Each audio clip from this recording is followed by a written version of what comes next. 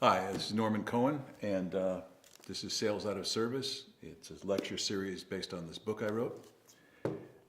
And this is number 8, as I remember. Is that right? Number 8? Yeah, number 8. And I was just finishing up the first step of the 6 steps of sales, which is relationship. And finishing it up and moving into the next stage, which is perceived value. They really do dance together. I mean, these 2 stages dance together. And I have to put things in linear form. I mean, I put things in sequential form so that it's logical. But these steps that I'm going to explain, they really are part of that 3-dimensional web that's interrelated and interconnected. So the relationship stage will spill over to the other stages, and sometimes you bring the other stages back into the relationship stage. So you do basically the art of this game we're playing right now is to know when to use these tools, and that's up to you. That's the art of doing it, and that comes with practice. There's also something else that's involved in it, and I'll use the word intuition. When you're with the buyer, and there's not all these techniques going through your head. When do I pitch him? What kind of clothes I'm going to use? How can I manipulate this guy? How can I get this guy to do what I want? Blah blah blah. It's kind of hard to access intuition that way. Intuition really comes more from a deep personal relationship with a person, where you're sitting across from them in that horizontal place we talked about. That opening called relationship, clearing called relationship. And that's where intuition comes from, because you're basically feeling, you're experiencing the other person. The whole idea of empathic listening. So it's really, a lot of this is intuitive, when to know what to do. And in order to be intuitive, you've got to be clean with the other person. You can't be offending the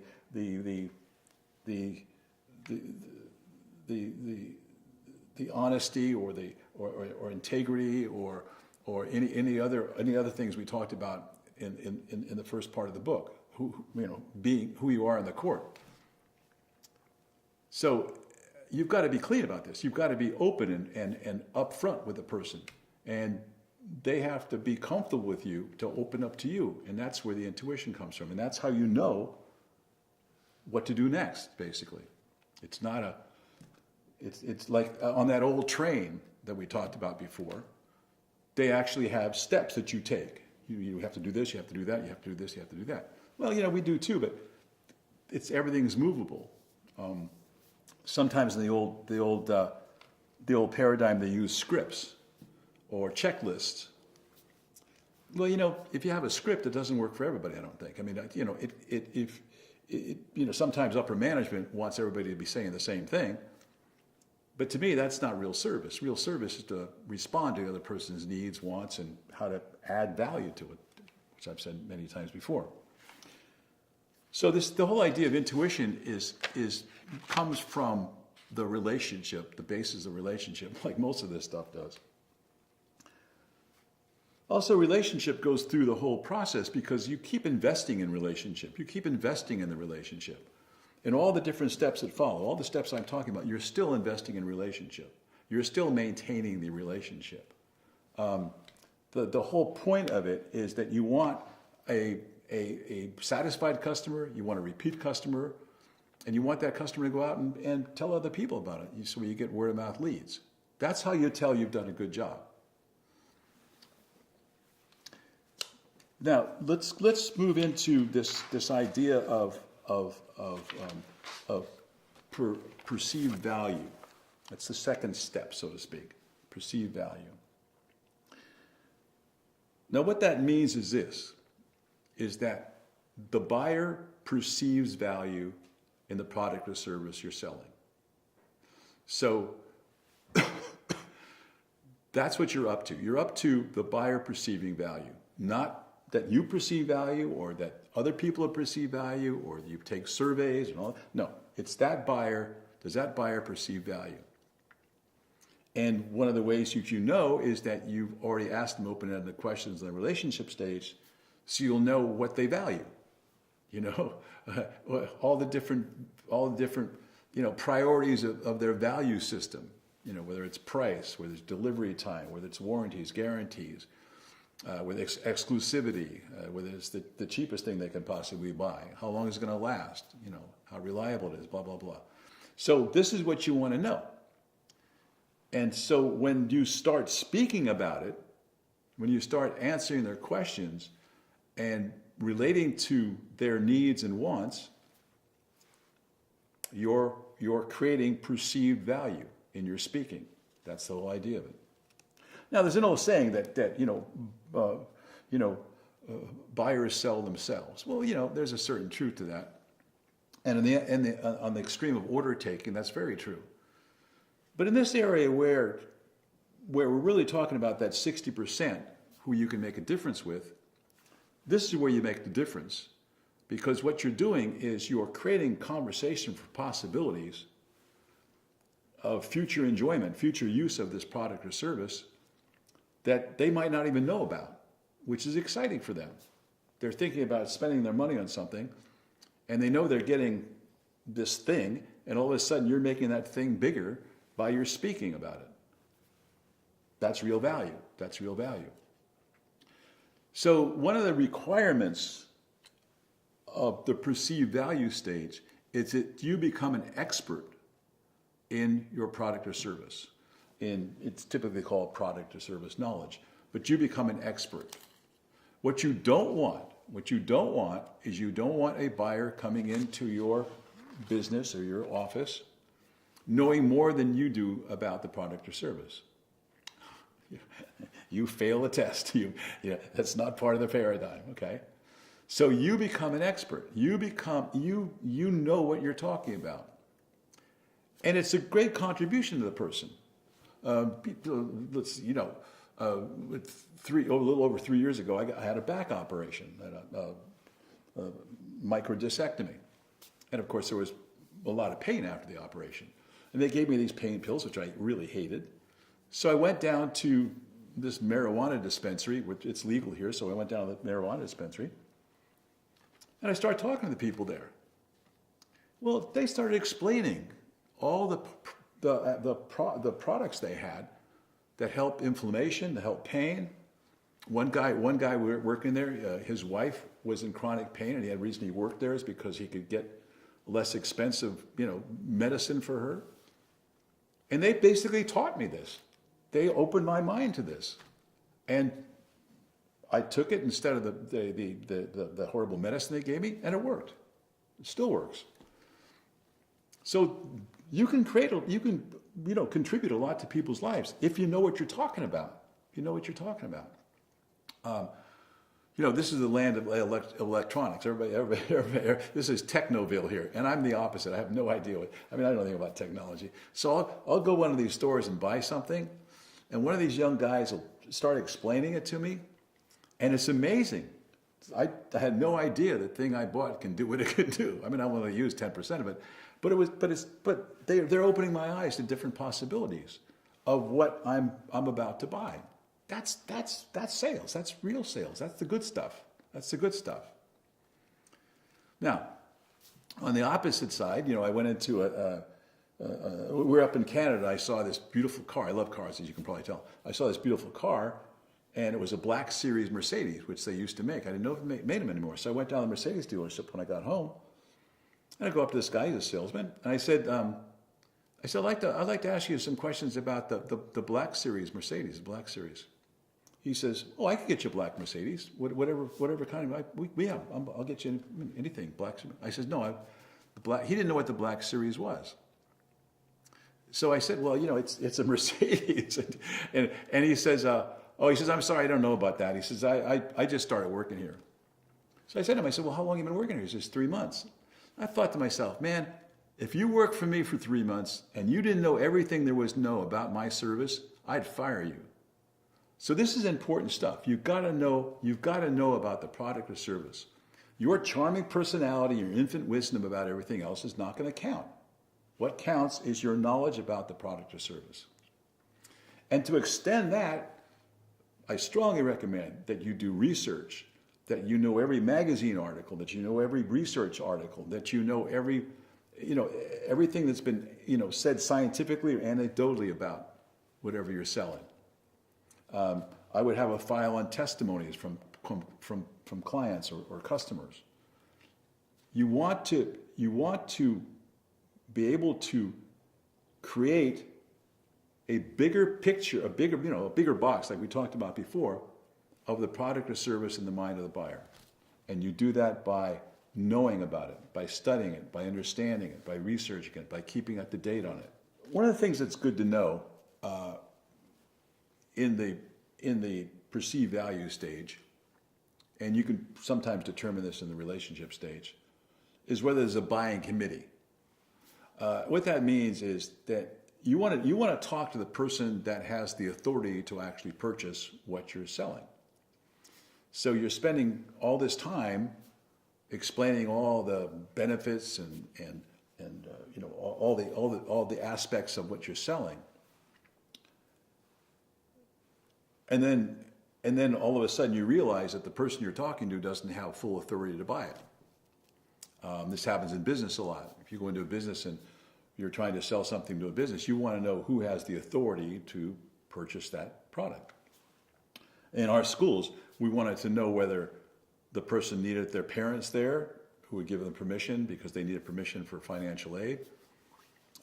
If we had a young married woman, sometimes we want her husband to come in so that he felt good about the school. His wife was going to be naked on a table, people massaging her, so he wanted to know that we were on the up and up, and everything was that she was going to be protected, and she was, her modesty was going to be protected. So we wanted to find out who was involved in the purchasing. So we used to call them the buying committee. And I think that's important to establish because, as I say, what happens sometimes is, and you know this from your own experience, I'm sure, that you'll go through all the processes of selling something to somebody, and then they'll say, well, let me go home and think about it. Or let me go home and talk to my wife. Let me go home and talk to my husband, which is part of the buying committee. And obviously the intelligent response is, well, instead of going home and talking to them, why don't we have another meeting when they come in, and I'd be glad to answer all their questions, and in case if they have a question you don't know or can't answer, I'll be here to answer it. So that way it'll be more efficient. I'd be glad to meet them and come here and have another appointment, blah, blah, blah. So it's good to have everybody in the same room who has the authority to buy it, in other words. I'm sure you know what I mean. So in the old paradigm, what we're talking about is the pitch, okay? It's the pitch. It's usually one size fits all. One size fits all. And sometimes if someone's selling something to companies, then that's kind of appropriate because you use the same pitch with all the different companies.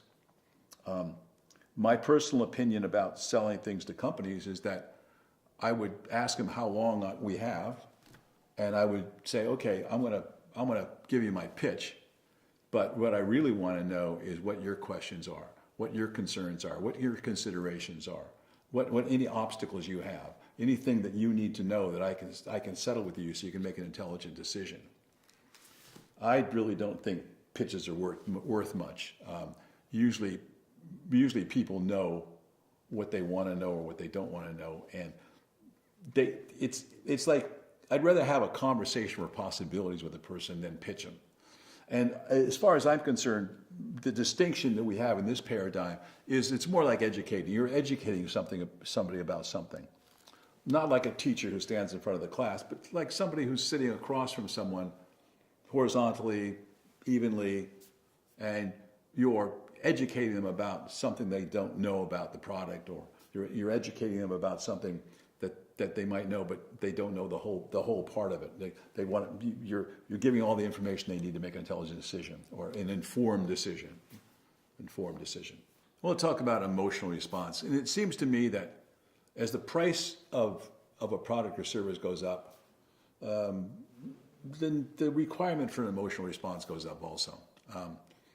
The people that are involved in like I was involved in commercial real estate, and one of the things my My agent used to always tell me, he says, don't get emotional about this, which is true. But generally speaking, the average person, if they're buying something expensive, they want to know more than what's on the surface. I'll give you an example.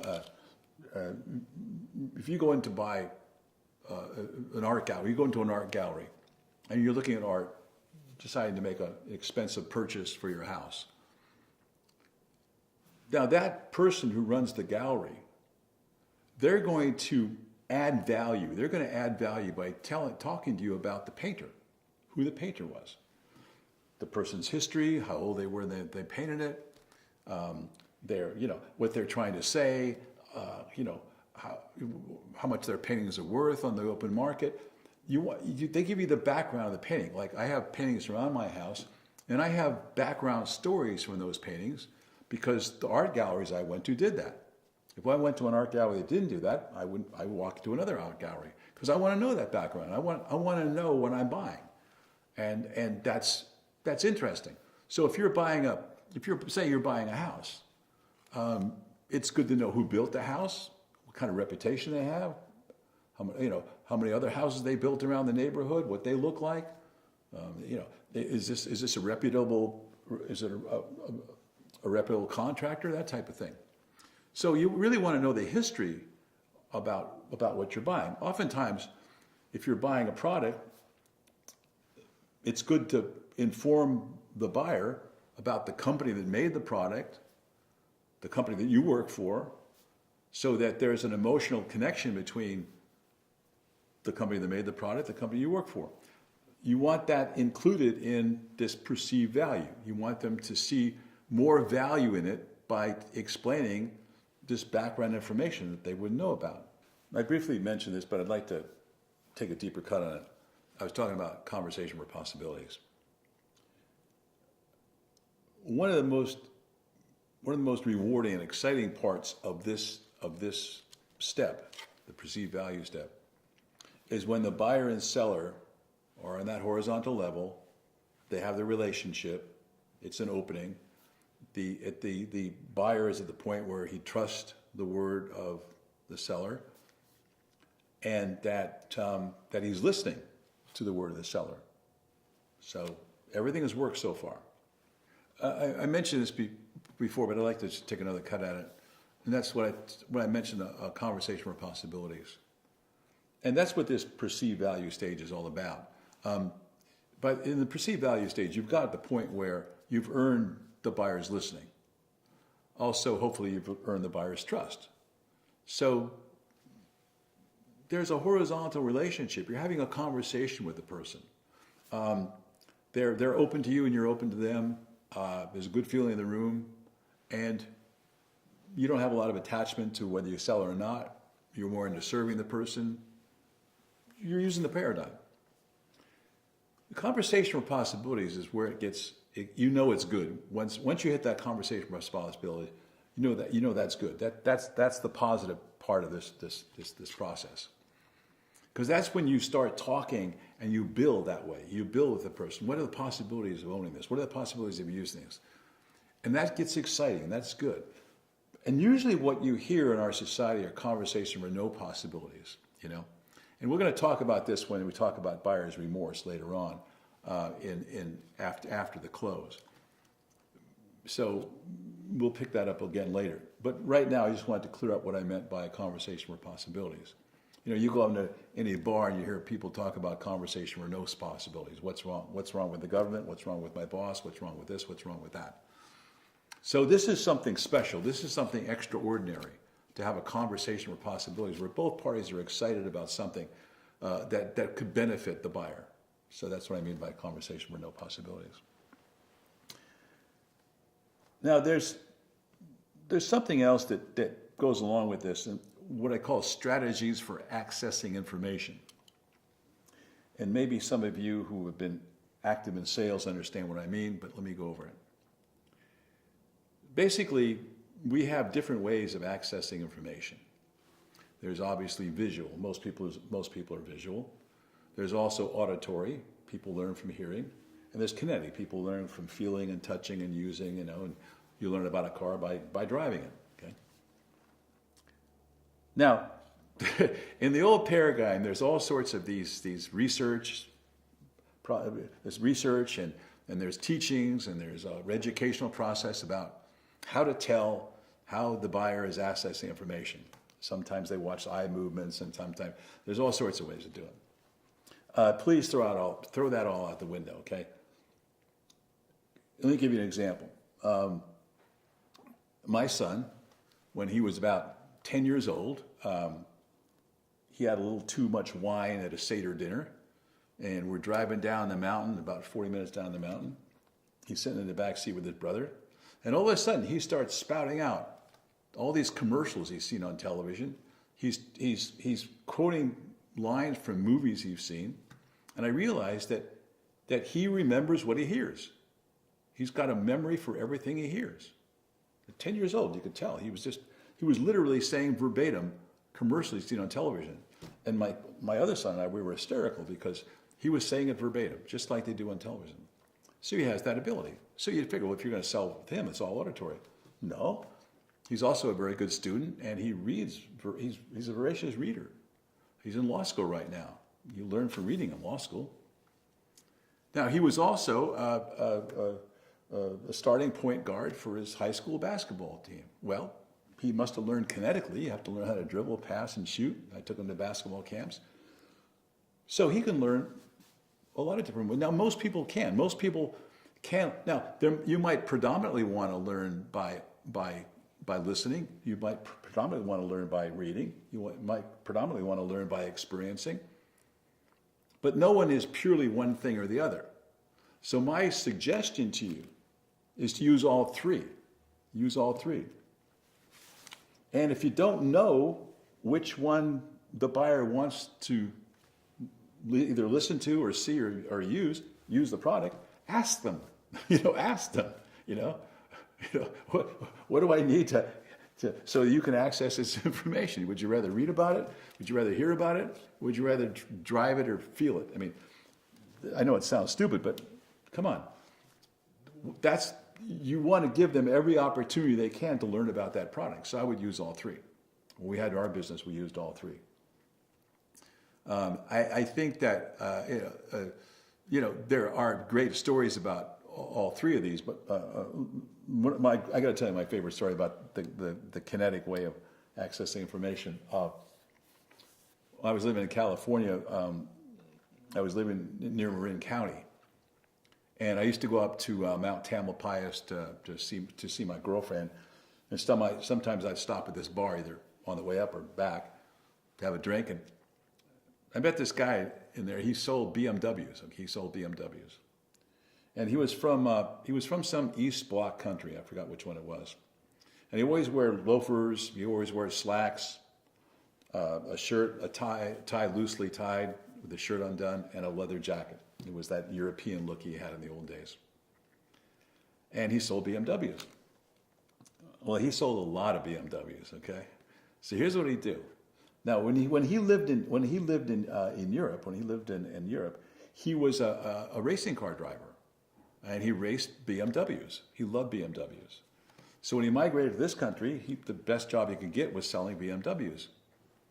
And so what he would do is that, the 3 Series BMW was very popular in those days. So some guy would come in and say, I'd like to look at the 3 Series. This guy would say, okay. He says, let's go out to give a test drive. So we're going to do a test drive.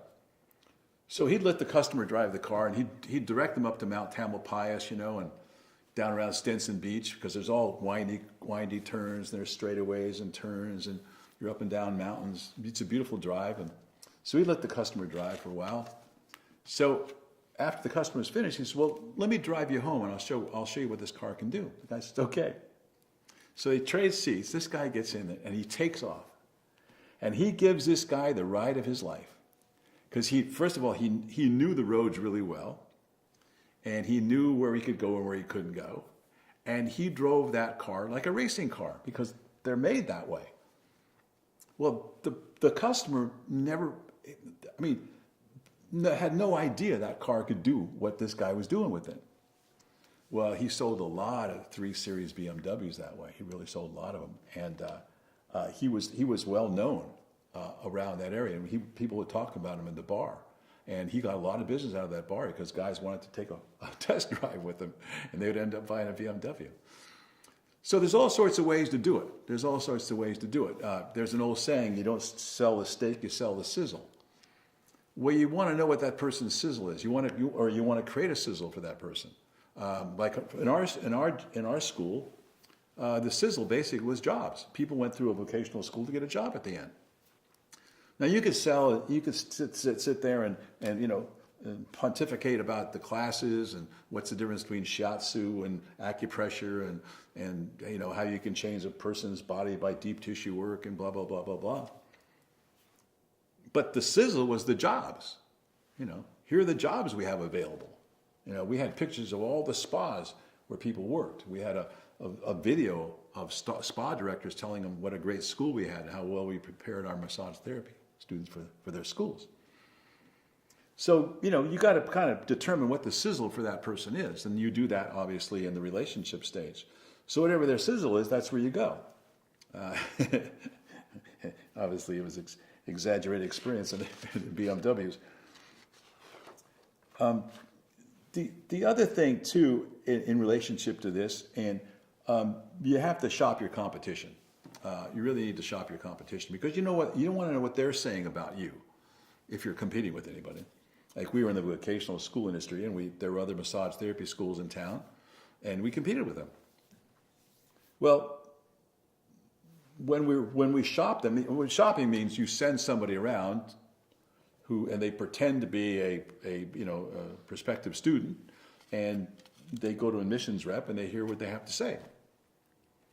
And basically what you're listening for is anything they might say negatively about our school, because we want to know that. So what they would talk about is that our classroom size was too big, and they had smaller classroom sizes because they were smaller schools, right? And so as a result of smaller classrooms, their students would get a lot more attention. Like we were a massage therapy school mill. We just pushed people through, which wasn't true, obviously. So once we heard that, we were able to couch our terms in different ways. So when somebody came in and we talked about the classroom experience, our classrooms were 2,000 square feet, and we had 48 people a class. Some of these other schools had 8 or 10 people a class. But here's what we tell them. So during the hands-on work, you'd have 24 people working and 24 people on the table. We'd have 3 instructors walking around helping you. So it's an 8-to-1 student-teacher ratio. And that's good because if one instructor is helping someone and you have a problem, that you got 2 other instructors available to you.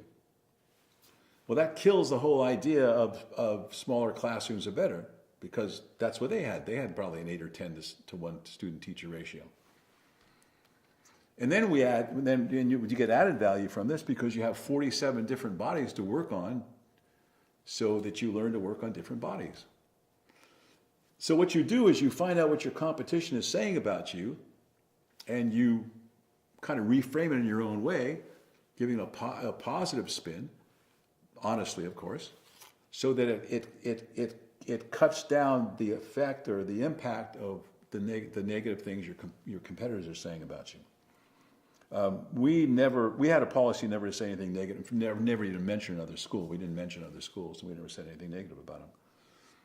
But we were the big dog in the block, so of course they attacked us, and we had to be able to shop these different schools to find out what they were saying about us. And then our director of marketing used to put out a sheet every month called the competitive edge. It was called Competitive Edge. I forgot the name of it. Competitive Edge. And so all the admissions reps and everybody in the school would get this sheet of Competitive Edge, and we'd show why we were better than all the other schools. And that would change, obviously, as we went along. So we always updated the Competitive Edge so everybody in the business knew our competitive edge. Okay, now, there's an obvious difference between selling a product and a service, but let me just bring it up now, and I'm sure as soon as I say it, you realize it's obvious. If you're selling a product, you can see the product. You can touch it, you can drive it, you can walk through it, you can use it, you can test it, all those things. It speaks for itself, so to speak. Raise up soliloquy. The product speaks for itself. When you're selling a service, especially to someone who's never experienced a service before, there's no reality. So the reality for that person is in your speaking. So the only way that person is going to know about the service is through your speaking or what they read somewhere. So it's important, if you're selling a service, to prepare for a longer conversation, a more in-depth conversation about the service, because if the person hasn't experienced it, there's nothing they can see, nothing they can use. It comes from you. So in a sense, it lives in your speaking. Let's talk about preparation. Yeah. Oh, sorry. No, just start Okay. looking out for it. Okay.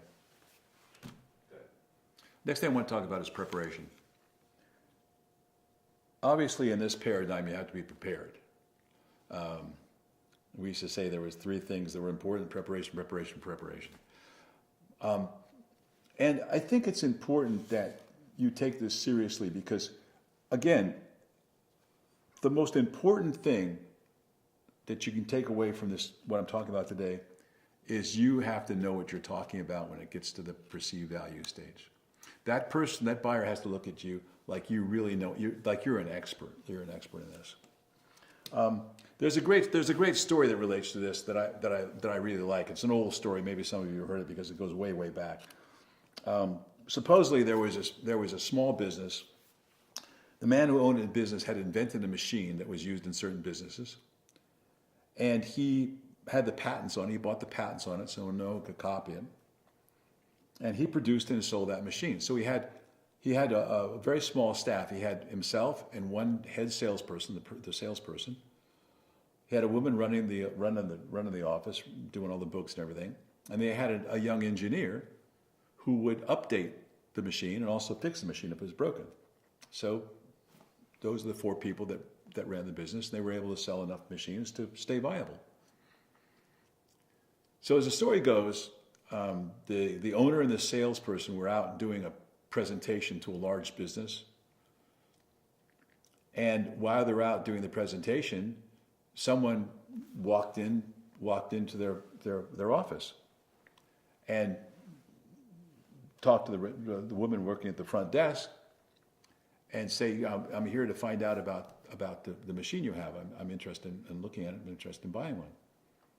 And she said, the owner and the salesperson are out on a call right now, but I can call the young engineer up there who can answer all your questions because he knows the machine really well. She said, that'd be great, thank you. So she calls this kid from the back room, and he comes out. He's a young kid, He doesn't know anything about sales, doesn't know anything about this stuff.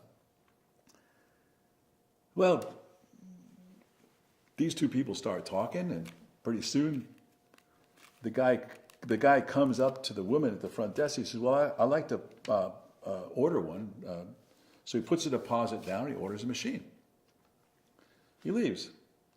So the owner and the salesperson come back, and they find out what happened. So the owner calls the guy right away. And he's very apologetic. He says, I'm sorry I wasn't here. The salesperson and I were out. I'm sorry that we weren't able to, to take care of you, blah, blah, blah. He says, oh, don't be silly. He says, that young man, he knew everything there was about the machine, and he was great. He was terrific. I couldn't ask for any better service than that. No, he was terrific. He went on and on about this young man. And the point of the story is the kid didn't know anything about sales. He was just there because he liked the machine. He was excited about the machine. He knew everything there was about the machine, and he was able to answer all this guy's questions. He didn't try to pitch him. He didn't try to manipulate him. He didn't try to close him. And the guy bought the machine. And that's what this is all about. That's what this is all about. And so, preparation. I remember one time when I was a young lawyer, my dad kept giving me all these jury trials, Of course, I was scared and nervous, so I was always trying to find out, how I could learn more. And one of my dad's old friends was a great trial attorney, one of the great trial attorneys. It was kind of an uncle to me. And so, he was always wanting to help me. So I went up to his office and, just to meet with him, have lunch, I guess what it was. And so he brought me in his office and he showed me his case book. Now, a case book is what he used to prepare for a trial. He only did maybe 10 trials a year, but they were big trials. So he showed me his case book, and the case book was huge. It's huge. He had everything typed out in that case book, everything that could possibly happen in that jury trial. All the voir dire questions, all the cross-examination questions, all the direct questions, all the research he did, all the testimony, everything he had in that book. I mean, you know, it's like he must have worked hours and hours and hours on that thing. And you know what he said to me? He said the same thing I just said. He says, the whole secret of a trial is preparation, preparation, and preparation. So I give you that. And I think that in this area, especially in this area, it's all about preparation. Another piece, the next piece I want to talk about is what I call copping to your humanity. And again, I didn't know where to put this, so I just put it in the perceived value stage. But you can understand what I'm talking about once I explain it. As I said before, when we were talking about presentations, the ego fear that comes up with it is you don't want to make a mistake, you don't want to look stupid, you don't want to be rejected, you don't want to make an ass out of yourself, basically. But sometimes it's good because it makes you human. Okay, it makes you human. And let me tell you a story about myself. So I was teaching a night class, and I went to the toilet before teaching. So I'm standing at the urinal, and I'm thinking about what I'm going to say. My mind's into what I'm going to say that night. So I get finished, I flush the toilet, I look down, and there's a huge spot, a urine spot on the front of my khaki pants. Huge. And I hadn't paid attention, and I basically peed all over myself. So, and the class was starting immediately. So I walked into class, and there's a podium. My first instinct was to stand behind a podium and hide. But I said, nope, I'm going to cop to my humanity, because I teach this stuff, so I may as well do it. So I stood up in front of the class, and there's like 48 people sitting there. I stood up in the class, and I said, look what I just did to myself. And they all started laughing. And we were hysterical. We were all, I mean, it was, the whole place was laughing. And I was laughing too. And all of a sudden, I wasn't a teacher anymore. I wasn't the owner of the school. You know, I wasn't the director of the school. I wasn't any of those things. I was just a guy that pissed himself. And I'll tell you the truth. That class was so great that night.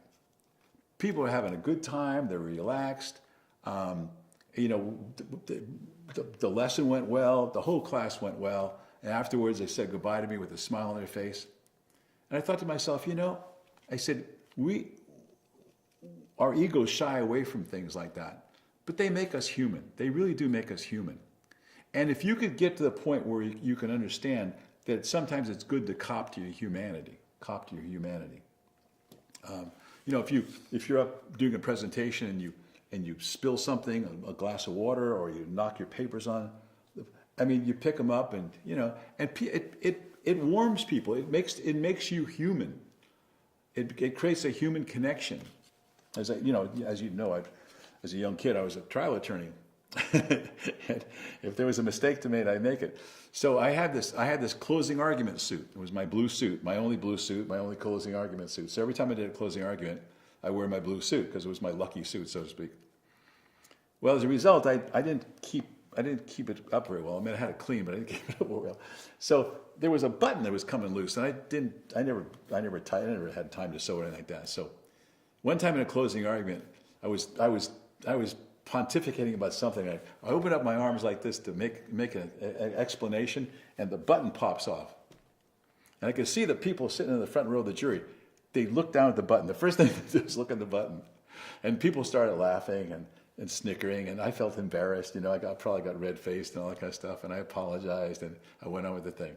Well, afterwards, you know, I always made a point to talk to the jury, thank them for sitting on the jury, thank them for listening, all that kind of stuff, and wondering if they had any feedback for me. And most of the juries, they felt empathic towards me. They felt something when I did that. And I think that was a good thing. I think it helped my client. It probably helped my client more than what I was saying when the button fell off. You know what I mean? But I think it's important that you realize this, that being human is important. It's all part of that horizontality. And of course, there's always the ego that's embarrassed or doesn't want to look bad or feel bad, but that's just the ego. If you can get over that and allow yourself to be human, it does connect with people. I think it connects in a really good way, especially in relationship to sales, and especially a relationship to this paradigm. Again, this could fit anywhere, but I'm putting it in the second step, the perceived value step. And it's called killer share. What I noticed was this when I was working, and I talked to other salespeople about this. We all agreed that it's good to have a killer share. And let me tell you what I mean. If in this paradigm you get close to people, and as time goes on, people start sharing themselves with you. They'll share something personal about their lives, and it's good to have something to share with them. I remember one time I was dealing with this older gentleman, and he had been in the Air Force, and he was reminiscing about his time in the Air Force, and he got really emotional about it. I think he even teared up a little bit because he was talking about how it was when he was in the Air Force. And I don't know how it came up. We were just talking. And so I shared a story about my father, which was also very touching, and it touched him. So I was able to share the same emotional depth that he shared with me, in other words. So honestly, I think it's good to have a killer share. I don't mean to make things up. I mean, make it honest, make it real, but at least have it prepared so that if you have that occasion to use it, it's there for you. It's not contrived. It's really a true share. It's something that really happened to you. But it's something that would impact another person. And if they want to do that, if they want to put that on the table, then you can do the same thing.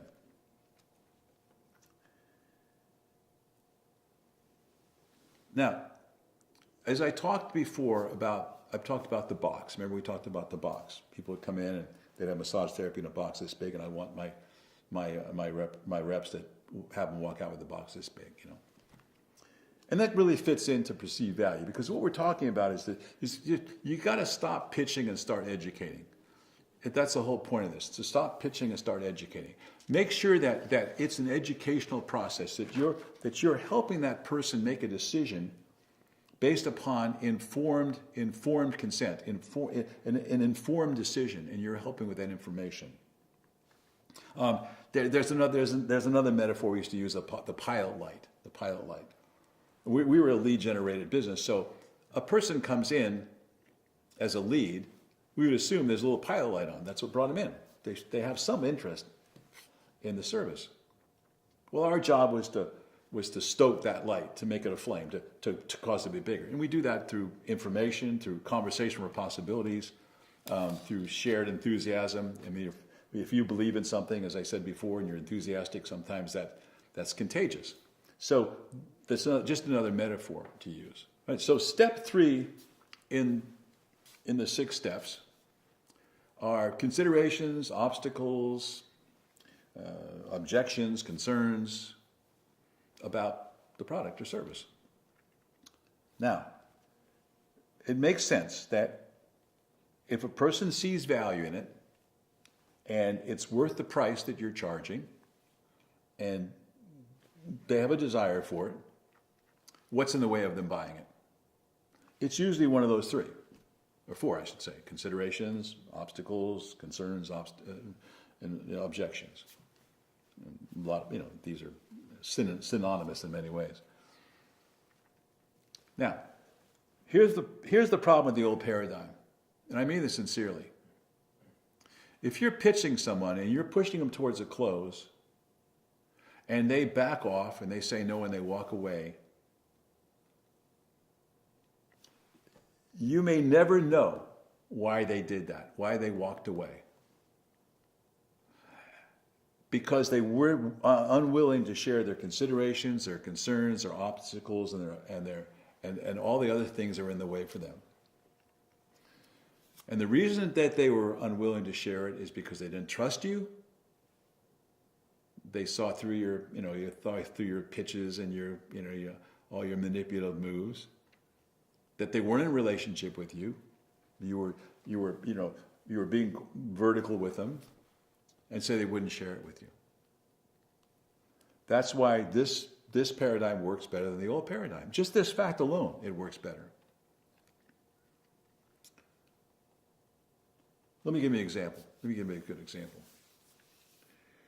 When I had my school, as I said before, we had a standard of confidentiality. We had an ethical standard of confidentiality. So when someone sat down to talk to us in an admissions office, we say, everything you're saying here is confidential. It won't go further than this room. And we could put it in your file, but the file is also confidential. It goes off to the education department, so they'll know about you. But everything's confidential, doesn't go further than this room or the file. And the only people who see the file will keep it confidential. Tell them that up front. So here's the story. There's a young woman that came in. She wanted to become a massage therapist. She was all excited about it. The more we talked about it, the more excited she got. We had a typical conversation for possibility. She was excited about the program, all the different modalities that we use that she didn't know about. She was excited about them. You know, she didn't know about reflexology. She didn't know about infant massage. She didn't know about all this stuff. So the box was getting bigger. And then she heard about all the job opportunities and spas, and she would love to work in a spa. She was a nice-looking young lady. She was healthy. She loved to go work in a spa. It seemed everything was going well. And as we moved along, I could see the expression in her face. Something was going on in her face. Something happened with that young lady. I said, pardon me. I said, it seems like there's something on your mind. I said, would you be willing to share with me if you have a concern or consideration? She looked down. She says, yes, I do. It's kind of embarrassing. I said, well, what is it? Everything you say is confidential. Just tell me what it is. So here's the story. She was a young newlywed,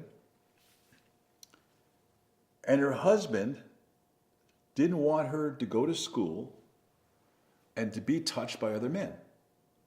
He had this image of her lying on a massage table and other men touching her, and he didn't like that. That was going to upset them. It was going to keep him up at night. He just didn't like that. And so I said, well, I'm glad you told me that, because here's what we're going to do. I'm going to tell the director of education about your concern. And what we'll do is in the classroom, you'll only work with women. You'll never work with a man. A man will never massage you, and you don't ever have to massage a man if you don't want to. And when you get to the clinic, we'll do the same thing. We'll only give you women to massage. So we'll create that for you. No one else in the class will know that. Only the teachers and the director of education will know that, and myself. And if you ever change your mind, go ahead and change your mind. But I want your husband to feel comfortable about this. I don't want him to be upset when you're out of school, out sitting home worried about you. And if he'd like to come in and talk to me, I would guarantee that to him. So that if he feels better, I'll be able to sit across the table and make him that promise. So do you think that'll be okay? She looked at me, and all of a sudden her face lit up. She said, I think that'll be great. So she left and told her husband, came back and enrolled in the school. Now, if I was pitching her, if I was slamming her in the classroom, if I was getting her to sign that enrollment agreement, if I was using a close on her, if I was manipulating her, I may never have found out that concern or consideration. She would just been another no walking out of my office, and I would never found out why. So that's why this paradigm is so powerful. I mean it sincerely. That's why this paradigm is so powerful. Because once you're in relationship with people and they trust you and they know that you're for real and they know that you're not there to manipulate them or to try to get them to do something that you want them to do. You know, the old paradigm. The seller gets the buyer to do what the seller wants the buyer to do. No. If they get the sense that you're there for them to serve, they'll open up to you and they'll tell you this. I remember older women would come to my school. You know, they were Mormon women. They had gotten married right out of high school. They'd have 4 or 5 kids. They'd raise their kids. The kids are going off. They'd married when they're young. By this time, they're in their 40s, middle 40s or so. They want to do something. They want to go to massage therapy school. They were afraid of the anatomy physiology class because it was a college level class. And they were afraid they were going to look bad. They were afraid they were going to look stupid because they graduated high school and they hadn't been in high school in 20 years and they were worried. But once they told us that, we were able to tell them that, yeah, it's a college class, but we take 40 hours to teach it where the college only takes 20. And we have tutors. And we have people that will help you. We have graduates that will help you. We have, we will hold your hand through this program so that you get through the program and you'll know that anatomy physiology. That's part of our plan. Our guarantee is to retain you as best we can. We have to retain you in the classroom. That's how you get your federally funded financial aid to pay through this thing. So you gotta go through the program to pay back the government loans, and that's the way we work. We want you to get through the program and place you and go out and make a living. So we're going to help you get through that anatomy physiology class, and we'll do whatever you can to get you. So they didn't know that. They didn't know there was all this support system there for them. But we would have never known that unless they felt comfortable telling us about that. Because the ego doesn't want to look stupid. They don't want to look stupid in front of anybody, but they told us that, and we were able to handle it. And I could tell you story after story after story of this, and you just figure it out yourself. Imagine that if you're using the old paradigm, and that person feels that you're being pressured, you're putting pressure on them, you're manipulating them. I mean, most of this stuff is transparent anyway, for crying out loud, and especially in a metropolitan society. So all of a sudden, the person says, hell, I'm not going to talk to this person. I don't trust him. I'm not going to tell him what my problem is. Money. Some people are embarrassed the fact that they don't have enough money to buy the thing. And they got to go get a loan. And so, they don't know what to say. There's all sorts of issues that people have that they will not tell you unless you're in relationship with them. And the old paradigm is not a relationship, it's not a relationship model. They say it is, but it's not. It's vertical. So this in itself is a good reason to use this paradigm and throw out the old paradigm. Aaron just informed me around 50 some odd minutes, so I'm going to stop here because I figured this about 55 minutes is good. So again, thank you for your listening. It's always a gracious as a listener, and I appreciate you doing that. And the next session will pick up where we left off on considerations, obstacles, concerns, and objections. Thank you.